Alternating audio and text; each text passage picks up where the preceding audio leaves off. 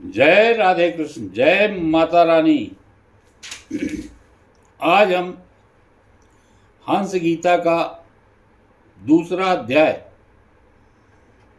हिंदी में वाचन करेंगे। युधिष्ठिर ने पूछा, पितामह, संसार में बहुत से विद्वान सत्य, इंद्रिय, संयम, क्षमा और प्रज्ञा, उत्तम बुद्धि की प्रशंसा करते हैं। इस विषय में आपका कैसा मत है?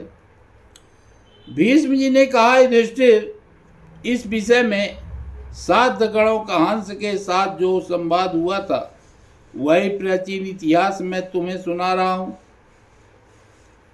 एक समय नित्य जन्मा प्रजापति सुवर्ण में हंस का रूप धारण करके तीनों लोकों में विचर रहे थे।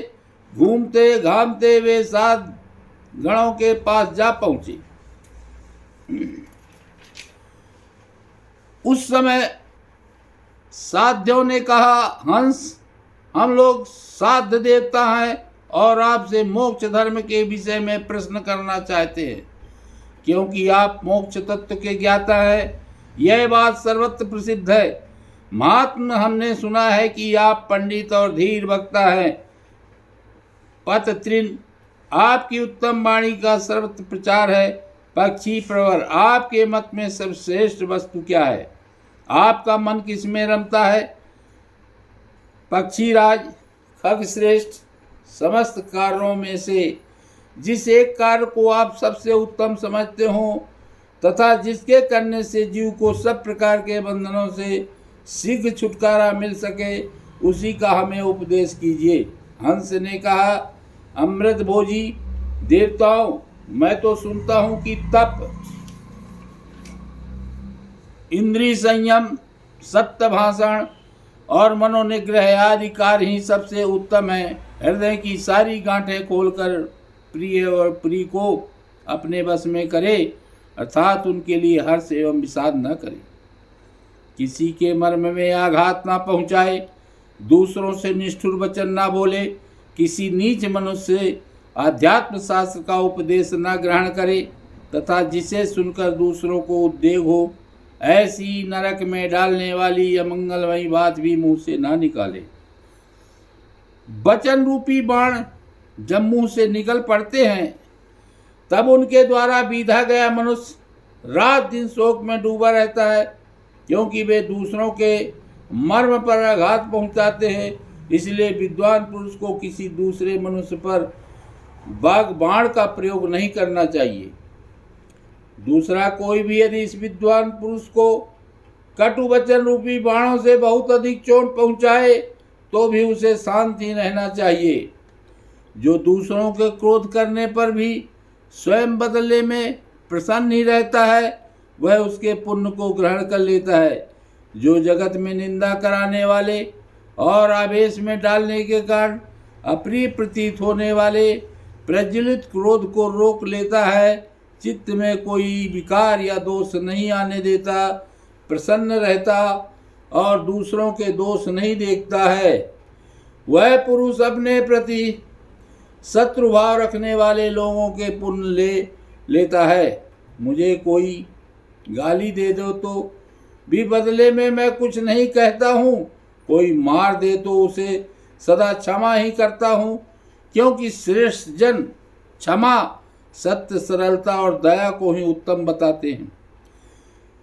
वेदाध्ययन का सार है सत्य भाषण, सत्य भाषण का सार है इंद्रिय संयम और इंद्रिय संयम का फल है मोक्ष। यही संपूर्ण शास्त्रों का उपदेश है। जो वाणी का वेग, मन और क्रोध का वेग, तृष्णा का वेग तथा पेट और जनेंद्रिय का वेग, इन सब प्रचंड वेगों को सह लेता है, उसी को मैं ब्रह्म वेता और मुनि मानता हूँ। क्रोधी मनुष्यों से क्रोध न करने वाला मनुष्य श्रेष्ठ है।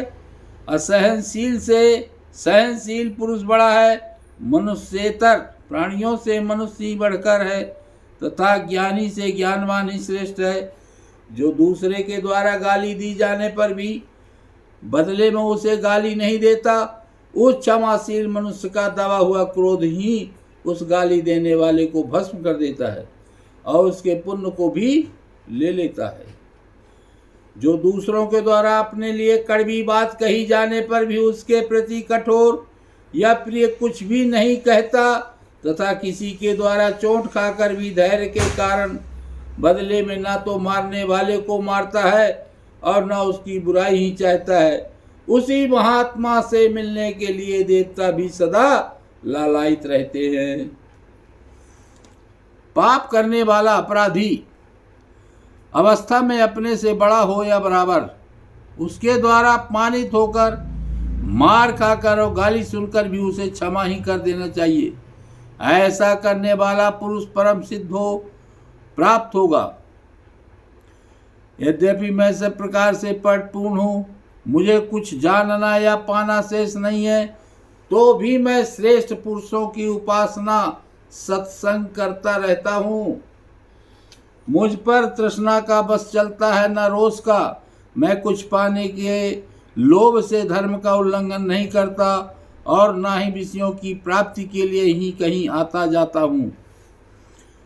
कोई मुझे साप दे दे तो भी मैं बदले मुँह से साप नहीं देता।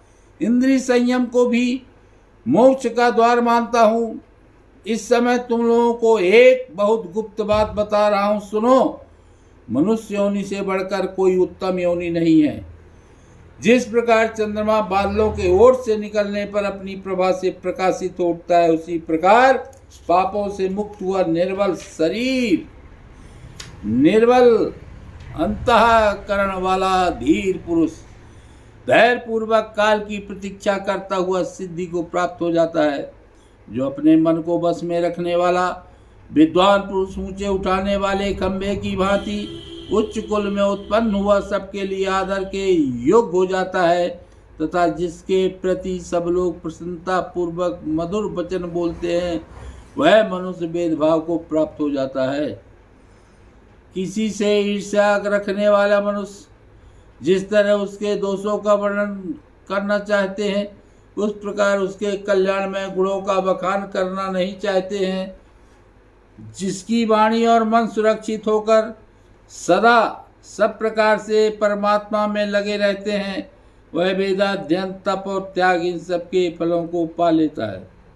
अतः समझदार मनुष्य को चाहिए कि वह कटु वचन कहने, अपमान करने वाले ज्ञानियों को उनके उक्त दोष बताकर समझाने का प्रयत्न न करे, उसके सामने दूसरे को बढ़ावा न दे तथा उस पर आक्षेप करके उसके द्वारा अपनी हिंसा न कराए। विद्वान को चाहिए कि वह अपमान पाकर अमृत पीने की भांति संतुष्ट हो, क्योंकि अपमानित पुरुष तो सुख से सोता है किंतु अपमान करने वाले का नाश हो जाता है। क्रोधी मनुष्य जो यज्ञ करता है, दान देता है, तप करता है अथवा जो हवन करता है, उसके उन सब कर्मों के फल को यमराज हर लेते हैं। क्रोध करने वाले का वह किया हुआ सारा परिश्रम व्यर्थ हो जाता है। देवश्रो जिस पुरुष के उपस्थ उधर दोनों हाथ और वाणी ये चारों द्वार सुरक्षित होते हैं, वही धर्मज्ञ है। जो सत्य, इंद्रिय संयम, सरलता, दया, धैर्य और क्षमा का अधिक सेवन करता है, सदा स्वाध्याय में लगा रहता है, दूसरों की वस्तु नहीं लेना चाहता तथा एकांत में निवास करता है, वह ऊर्ध गति को प्राप्त होता है। जैसे बछड़ा अपनी माता के चारों स्तनों का पान करता है, उसी प्रकार मनुष्य को भी उपयुक्त सभी सद्गुणों का सेवन करना चाहिए। मैंने अब तक सत्य से बढ़कर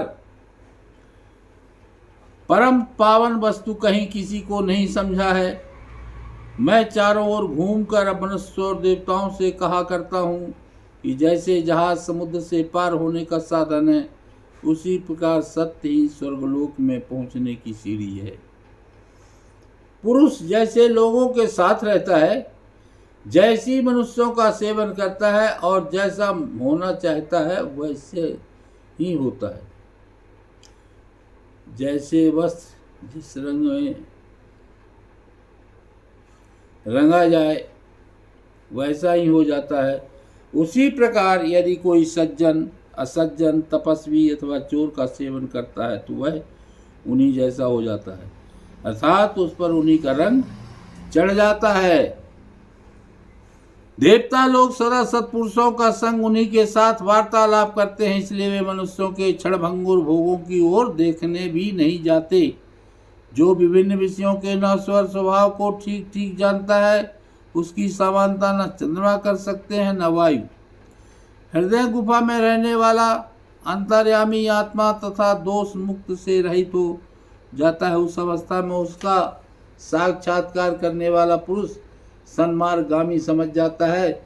उसकी इस स्थिति में ही देवता प्रसन्न होते हैं, किंतु जो सदा पेट पालने और उपस्थित इंद्रियों के भोगने में ही लगे रहते हैं तथा जो चोरी करने एवं सदा कठोर वचन बोलने वाले हैं, वे यदि प्रायश्चित आदि के द्वारा उक्त कर्मों के दोष से छूट जाएं तो भी देवता लोग उन्हें पहचान कर दूसरों को त्याग देते हैं। सद्गुण से रहे और सब कुछ भक्षण करने वाले पापाचारी मनुष्य